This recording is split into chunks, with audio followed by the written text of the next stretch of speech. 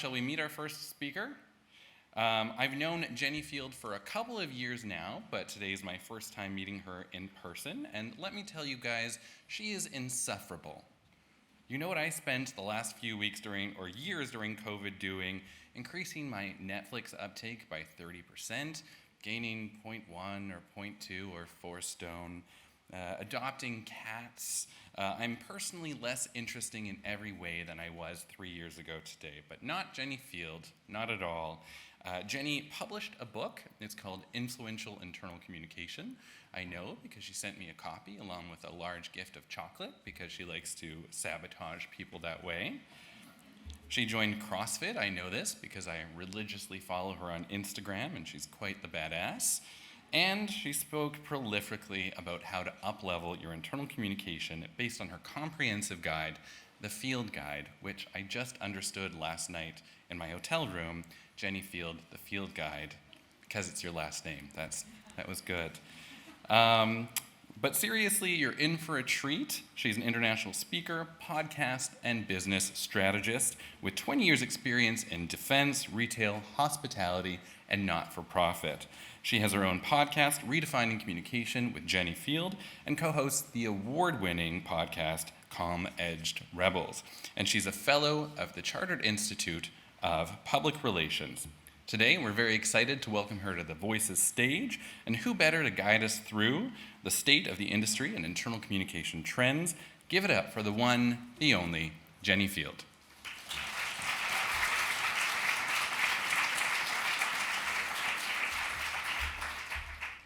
Thank you.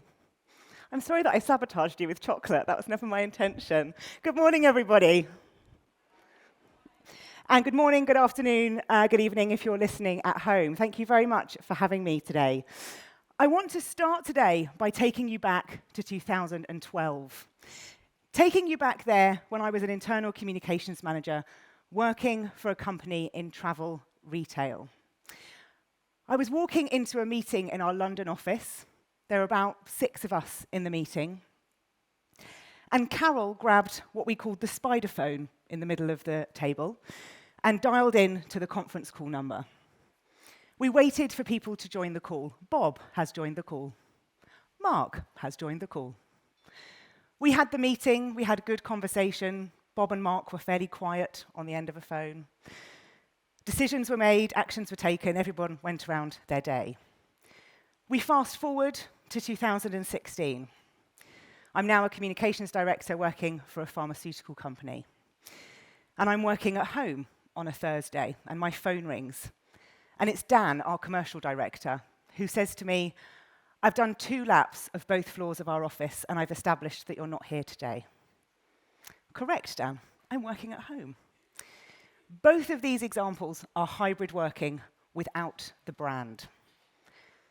And a lot of what I'm going to talk to you about today is the fact that a lot of the trends in internal communication are not new.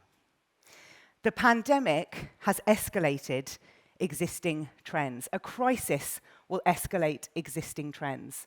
And being able to work anywhere for many of us has been a trend that's been growing for years. And I say many of us because actually a lot of people cannot work from anywhere. Bus drivers, train drivers, nurses, police officers, waitresses, chefs. The list is huge. So when it comes to looking at the trends in internal communication, we have to think about what we're missing. Because it's not just about the pandemic and hybrid working. It's about thinking about work in a very different way.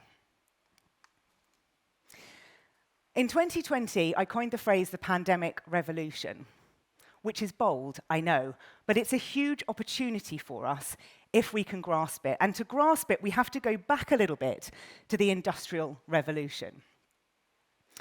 Now, in the Industrial Revolution, factories were designed around the source of power. So factories were designed probably really badly, actually, because everything had to be connected to the source of power. It wasn't about how things needed to be made, it was about making sure that they were connected to power. During the Industrial Revolution, the opportunity for electricity came in. What an opportunity! All of a sudden, we can reimagine a factory. We can reimagine how we can design this because we don't need this one source of power for everything to connect to. We can think differently. We can change the factory. We can move it around so that to make a widget, we can actually streamline this and make it different. Such an opportunity. Did we take it? How long do you think it took for us to take that opportunity? To reimagine that factory, to do it differently? How many years? Just shout out. Thank you. Someone shouted. Brilliant. Anyone? Any advances on 5? I could do an auction now. Any advances on 5? Well, I mean, that's a little extreme, but I like where you've gone with it. It was 25 years before we realized the opportunity. And my worry for us on the back of the pandemic is that we are going to miss this opportunity again. Because a crisis escalates existing trends. So a lot of what we're talking about today isn't new. And when we think about the fact it isn't new, we have to think about the fact that hybrid working obviously has a role to play. But actually, what we need to remember is that organizations are people. And I talk about this a lot. I talk about the fact that this isn't new a lot. Because organizations are people, and people haven't really changed very much since we were cave people. Our brains are pretty much the same as they were all those thousands of years ago. So it can feel easy to feel a bit flattened in an industry where you feel like things don't move very much. There are things that move, technology moves, things around us move, pandemics happen, but ultimately, if we are in the business of communication, we are in the business of relationships inside organizations. And therefore, we are in the business of making sure people are connected, we're in the business of making sure people have a great experience, and all of that links to us being people. So it's okay that our trends don't really change. It's not okay to take 25 years to embrace an opportunity. So if you're looking at hybrid working as one of your trends, please stop looking at it as the location-based scenario we have at the moment. The social constructs of work have changed. It is no longer about working 9 to 5, Monday to Friday, with women at home, retire at 60, have a lovely life. That is not how the world works anymore. And work and the constructs around it have taken a while to catch up with technology, with those changes, with how things have grown. If we just think about hybrid working as being about locations, we are going to really miss the opportunity to redesign work and reimagine work, not just for people who are in an office, but for the nurses, for the train drivers, for the bus drivers, for the chefs. Work has to be a great experience for everybody. So we have to think much bigger than just where we are sitting to do our work. Now, I've said that this isn't new, and a lot of the trends we're going to cover today are not new. I say a lot, there are 5, before you think we're going to be sat here for hours. There are 5 core trends that have come through from the reading and research I did for the presentation today. And they really aren't new. But there is a depth to these trends that we have to listen to, and there is an urgency around them that we have to listen to. If today is about the great reconnection, we have to look at what we've been missing. And I truly believe that we have ignored trends over the years to do things that are easy. Now, in my line of work, I specialize in helping organizations be less chaotic by helping them communicate better. And that means we have to have really uncomfortable conversations. And I often say we have to get comfortable being uncomfortable because that's where you grow, that's where you develop, that's where you move forwards. So some of the things I'm going to share with you today will make you feel uncomfortable, and that's okay. Because if we can't look at what we're really doing to drive our industry forward, to be a strategic advisor to our leadership team, and if we aren't growing and in a growth mindset, I'm going to be back on this stage in 10 years sharing the same trends again and giving the same speech about the fact that organizations are people and therefore trends don't often change. But there is an opportunity here with the pandemic to really make a difference. The first trend I want to talk about is the fact that we have to engage people around purpose, strategy, and values. Now, that isn't new. Hands up if you've been doing this for a number of years. And for those of you at home, feel free to put your hands up too, but there's lots of hands going up. So this isn't particularly different. And on Monday, I was at an event at the Simply Communicate conference, and I was listening to some of their latest research that they've done. And the biggest barrier, or the biggest trend for them, was disengaged employees. It was around 68%. Now, I'll come on later to talk about the fact that employee engagement and internal communication are different. And that's a whole debate we can have over coffee later. But engaging teams around purpose, strategy, and values has to go deeper than just saying we're going to do it. What does that really mean? What does that really look like? What does that really feel like? And if we're going to think about what that really feels like, we can start to think about the experience of the employees. Because to truly engage people in something and to change a behavior, it has to be an experience. The power shift inside organizations is something we have to acknowledge. Now, I'm a big hater of benchmarking and comparison data across different organizations because your organization is individual, your culture is individual, your people are individuals. Comparing one against the other isn't particularly helpful. But what we can see is this shift in power that's happened. We can see that there's this balance changing around this top-down culture that might have existed, and people might now be looking to a more bottom-up culture. I don't even like those phrases of top and bottom up, even that's uncomfortable. But we have to be clear about what our purpose is, about what our values are, and what our strategy is. If we try to be all things to all people, we will be nothing to anyone. So you have to think about what yours is for your organization and really get in that lane and swim fast, as someone once told me. The second trend is around adapting a channel strategy for hybrid working. Now, I'd argue that if you do not have a channel strategy that is integrated for all of your different audiences, then you've been missing a trick for a number of years. The foundations of any good internal communication strategy have to include a channel matrix, a channel strategy, a content framework, and a stakeholder map. And if we're not doing those things, it's going to be increasingly difficult to be able to communicate effectively with our employees. Now, I said earlier, things are going to get a little bit uncomfortable. And this is probably where we get a little bit uncomfortable. Because these are things that have also been talked about for probably 20 years as being needed in organizations. But it's easy to not take the time to do the planning and do this strategic thinking. And I say it's easy to do that because we're busy people reacting to requests from multiple stakeholders demanding huge amounts on our time, and we've just been through a global pandemic. And Jenny, if you could just give us a break, we'd all be grateful. I often talk about being busy. And there was an article in Cosmopolitan magazine in the UK several years ago that said internal communicators were busy, busy, very busy, organising birthday parties and organising cake.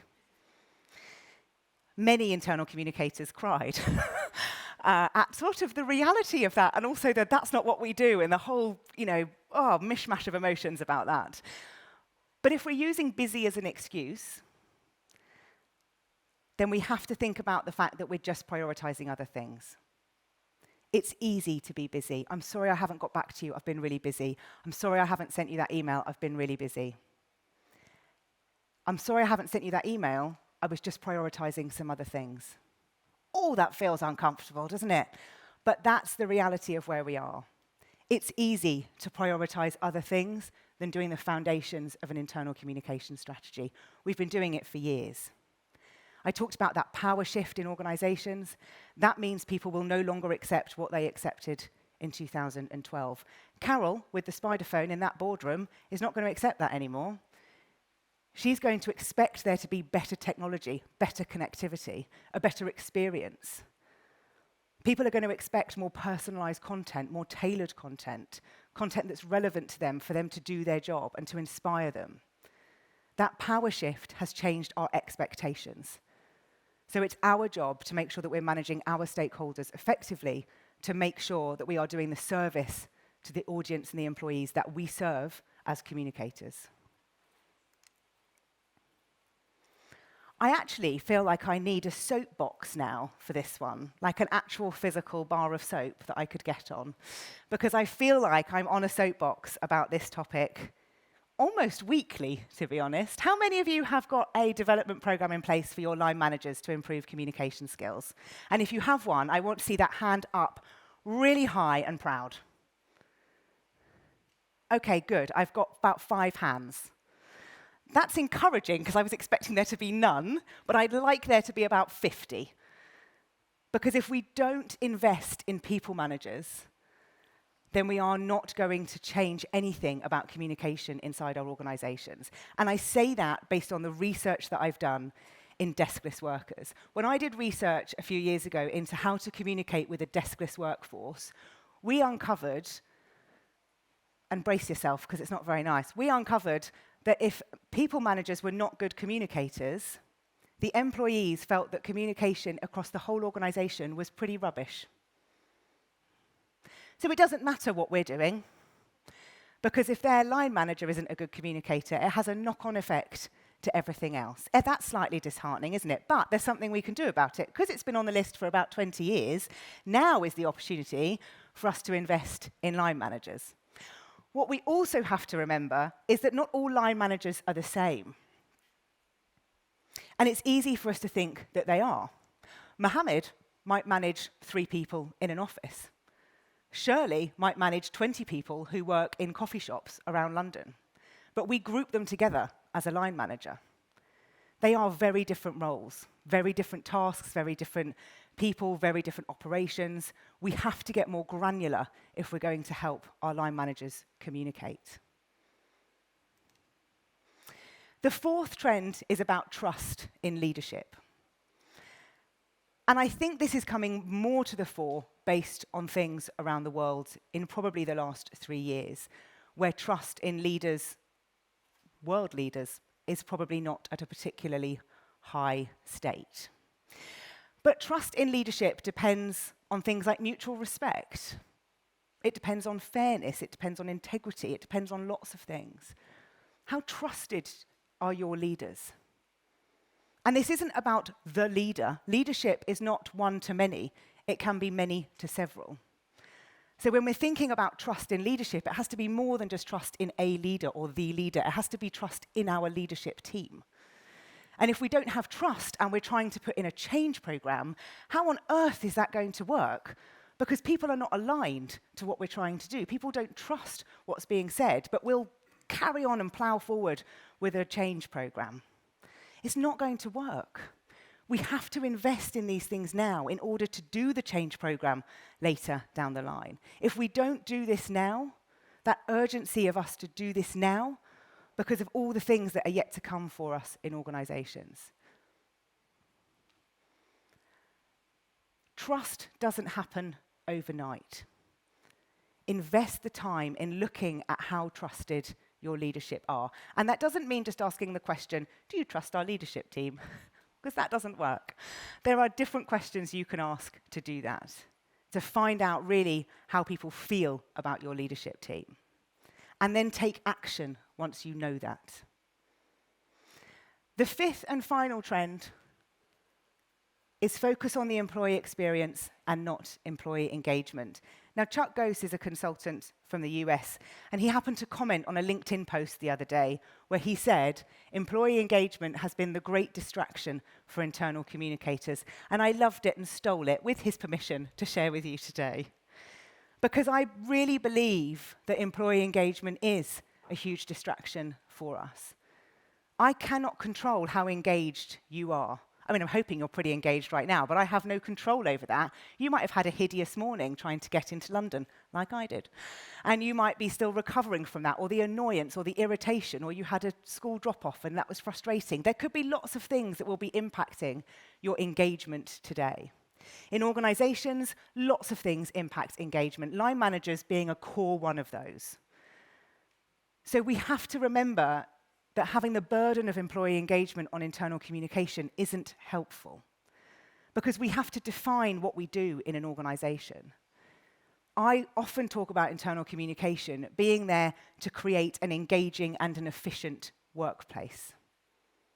I also talk about internal communication as being different if it's the function of internal communication. This is what the function is here to do. And this is what internal communication is in this organization. Finance, for example, is a function, but every manager has to manage a budget. As a comparison for you to think about. So if you're looking at employee engagement, that's absolutely fine. I'm sure we've got people in the room here who are employee engagement managers or head of employee engagement. That's great, because you're looking at a breadth of different things, not just communication. If you're an internal communicator, we do have a habit of using internal communication and employee engagement interchangeably. That's not helpful for leaders, because what it's meant is that they're all focused on employee engagement, whereas they should be focused on the employee experience. And I'd argue that as internal communicators, our job is around employee alignment, because that's something we can truly shoulder the burden of. These trends aren't new. A crisis escalates existing trends. But there is an urgency now for us to develop our skills, develop our team, develop our strategies to make sure that we can support organizations better than we ever have before. My mantra has always been to serve. I live to serve the organization that I work for. And that has never been more true than it is now. And it's our duty as internal communicators to listen to these trends and take action. It's easy to come to a conference like this, to listen and scribble notes and think, this is great, I've got loads I can go back and do. And then you go back and you're too busy, and I'm too busy, and I'm too busy. If we don't make the time to take action, we're going to continue to see the same trends every year for years and years. And if we are a strategic function, we need to have some growth and some movement in what we're doing. We have such an opportunity with the pandemic revolution. Let's not take 25 years to take action against these trends. Let's not take that long to reimagine the factory.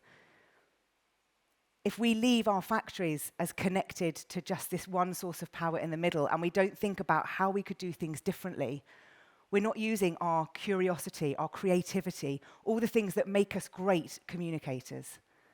These are things we have to embrace, because the opportunity is right in front of us. And if this is about the great reconnection, we have to be thinking about people first, because organizations are people. And if we don't reconnect now, we're going to miss that opportunity for another few decades. Thank you very much for having me today. I haven't got time for questions, unfortunately. That's not because I'm running out the door and being rude, but I am going to be around in the break if you would like to have any conversations about the trends that I have shared with you. Feel free to connect with me on LinkedIn. I am around till about 1 o'clock. Thank you so much for listening about trends, and go forth and embrace the opportunity. Thank you.